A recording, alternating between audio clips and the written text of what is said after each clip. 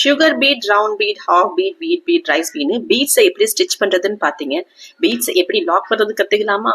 ஒரு ரவுண்ட் பீடை எடுத்து நான் ஸ்டிச் பண்ணி வர லூப்பை பீடனுடைய பேக் சைட்ல நீடில்னால பிரஸ் பண்ணி கீழே இருக்கக்கூடிய த்ரெட்டை இழுக்கும் போது நமக்கு பீட் லாக் ஆகும். இன்னொரு முறை செஞ்சு காட்டுறேன். பீடை எடுத்து ஸ்டிச் பண்றேன்.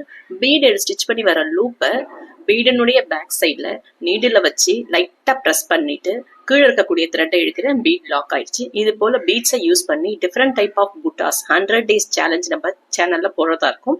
இந்த வீடியோஸை நீங்க தொடர்ந்து பார்க்க நம்மளுடைய சேனலை சப்ஸ்கிரைப் பண்ணி ஃபாலோ பண்ணி வச்சுக்கோங்க. தொடர்ந்து உங்களுக்கு அப்டேட்ஸ் கிடைச்சிட்டே இருக்கும். வீட்டுல இருந்தபடியே உங்களுடைய ஓய்வு நேரங்கள்ல ஆன்லைன் மூலமா ஆரி எம்ப்ராய்டரி கத்துக்கணும்னு ஆசைப்பட்டீங்கன்னா மேல தெரியுற வாட்ஸ்அப் நம்பருக்கு மெசேஜ் பண்ணுங்க.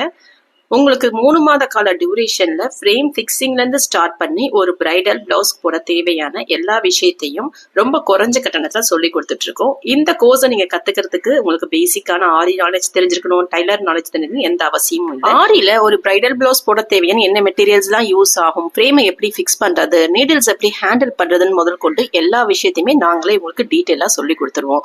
இன்னும் இதுக்கு வெயிட் பண்றீங்க, மேல தெரியுற வாட்ஸ்அப் நம்பருக்கு உடனே மெசேஜ் பண்ணுங்க. அடுத்த வீடியோல இன்னும் இன்ட்ரெஸ்டிங்கான தகவலோட உங்களை சந்திக்கிறேன்.